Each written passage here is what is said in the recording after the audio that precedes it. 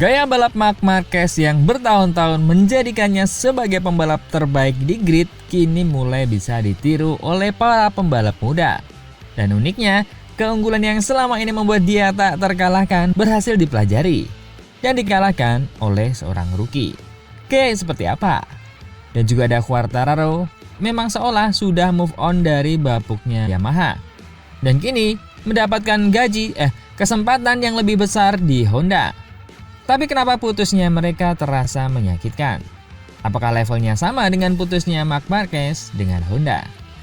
Dan juga ada Vinales yang makin rame aja dengan bosnya. Kata-kata yang keluar di antara mereka mengabarkan bahwa hubungan itu tak lagi bisa diselamatkan. Dan peraturan baru satu motor di 2027 nampaknya membuat pabrikan dilema. Ada yang setuju, namun hal itu bisa membuat tontonan membosankan. Kenapa?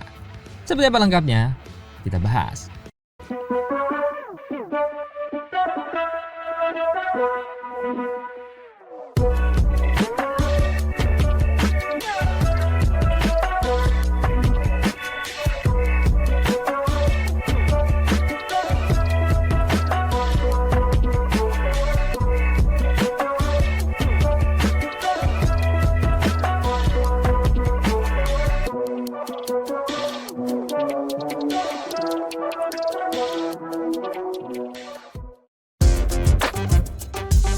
Bahkan, bagi Marc Marquez, MotoGP selalu punya cara mengingatkan bahwa tidak ada tahta yang abadi.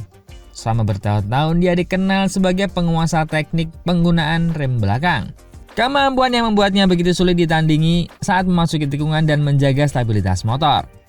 Teknik tersebut menjadi acuan para rival sekaligus bahan pembelajaran para insinyur.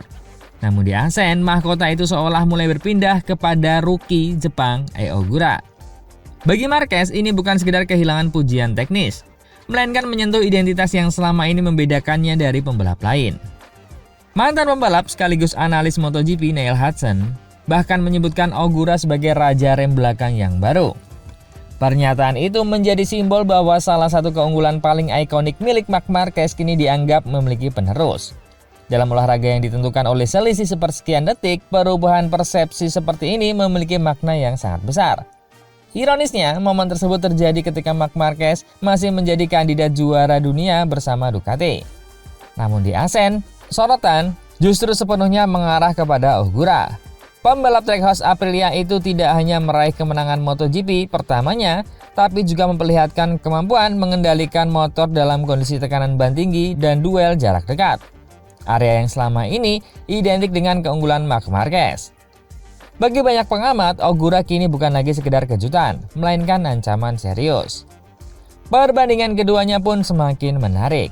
Marquez membangun karir lewat gaya agresif dan keberanian mengambil resiko, sedangkan Ogura dikenal tenang dan minim ekspresi. Namun, begitu berada di lintasan, pembalap Jepang itu berubah menjadi sosok yang sangat efisien dan menyerang dengan insting alami. Neil Hudson bahkan menilai karakter tersebut mengingatkan pada Marc Marquez muda yang dahulu mengguncang MotoGP dengan keberaniannya. Ancaman terbesar bagi Marquez bukanlah satu kemenangan Ogura, melainkan konsistensinya. Rookie asal Jepang itu terus mengumpulkan poin, tampil kompetitif di balapan panjang dan mulai mendekati papan atas klasemen. Situasi ini mengingatkan pada masa ketika Marc Marquez muda menggulingkan para senior. Hanya saja kini dia berada di sisi yang berbeda sebagai pembalap yang harus menghadapi tekanan dari generasi baru. Terlalu dini untuk menyebut era Marc Marquez telah berakhir. Dia masih memiliki pengalaman, 7 gelar dunia dan Ducati yang kompetitif. Namun Asen menghadirkan simbol yang sulit diabaikan. Pedok mulai melihat pembalap lain sebagai standar baru dalam seni mengendalikan rem belakang. Karena itu, pertanyaan besar saat ini bukan apakah Ai Ogura sudah lebih hebat dari Marc Marquez, melainkan apakah rookie Jepang tersebut baru saja merebut wilayah yang selama ini menjadi ciri khas dan kebanggaan sang juara dunia.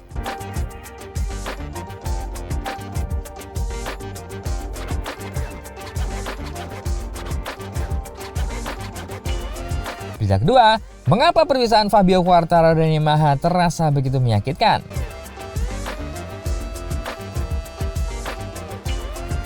Kisah ini bukan sekedar berakhirnya kontrak antara pembalap dan pabrikan, melainkan berakhirnya sebuah mimpi yang tak pernah benar-benar mencapai potensi maksimal.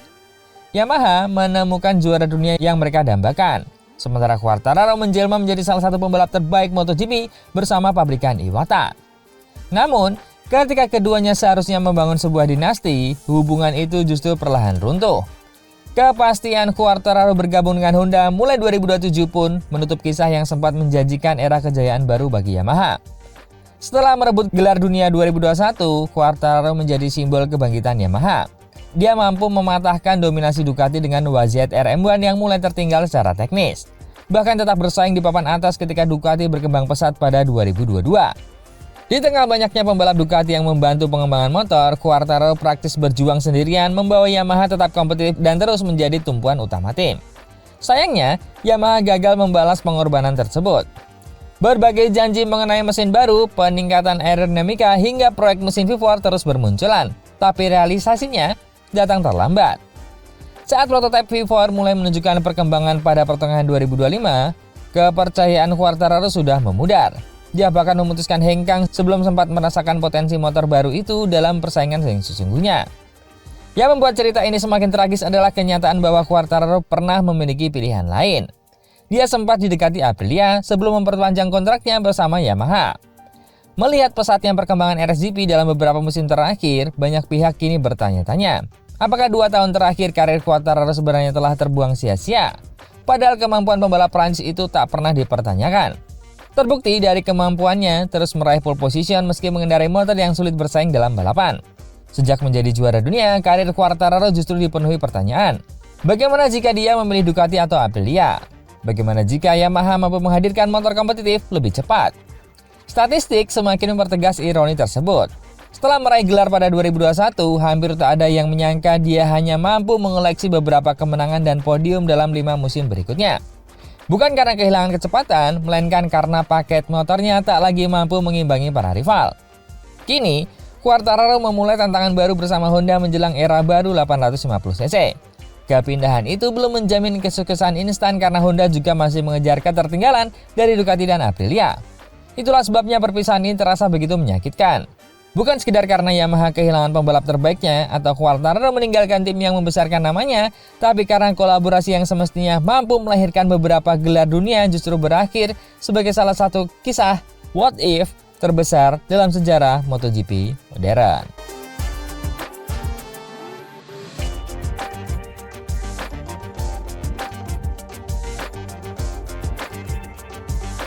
Berita ketiga, berita keempat, hubungan Maverick Vinales dengan KTM tampaknya telah memasuki fase paling genting.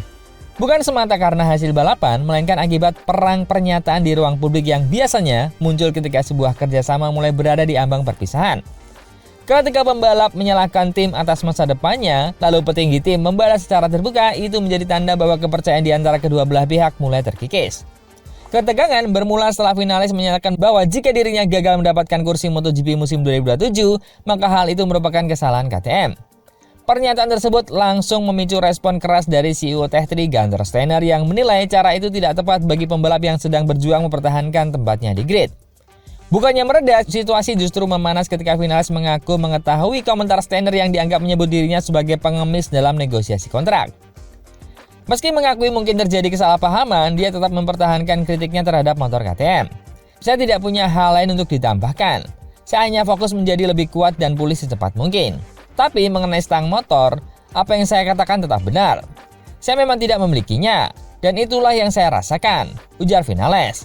Pernyataan tersebut mencerminkan persoalan yang lebih dalam daripada sekedar konflik komunikasi. Sejak mengalami cedera di GP Jerman 2025, dia mengaku kehilangan rasa percaya diri terhadap KTM RC16 dan kesulitan menemukan kembali performa terbaiknya. Vinales bahkan secara terbuka mengakui bahwa dirinya tidak lagi menikmati balapan. Baginya, para rival mampu melaju setengah detik lebih cepat hanya dalam beberapa tikungan.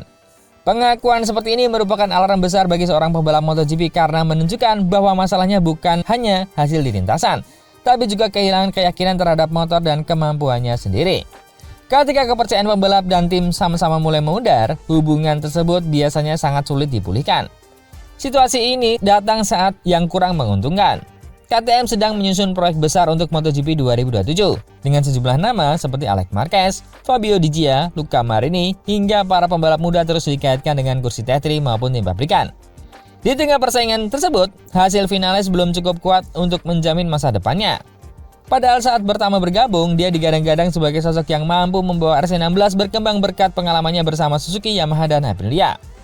Kini perhatian tidak lagi hanya tertuju pada kemampuan Vinales untuk kembali kompetitif, tapi juga pada masa depan hubungannya dengan KTM. Perang komentar yang terbuka mengindikasikan komunikasi internal sudah tidak lagi berjalan dengan baik. Jika situasi ini tidak segera membaik, maka saling sindir yang terjadi dalam beberapa pekan terakhir bisa saja dikenang sebagai awal dari berakhirnya perjalanan Top Gun bersama MotoGP.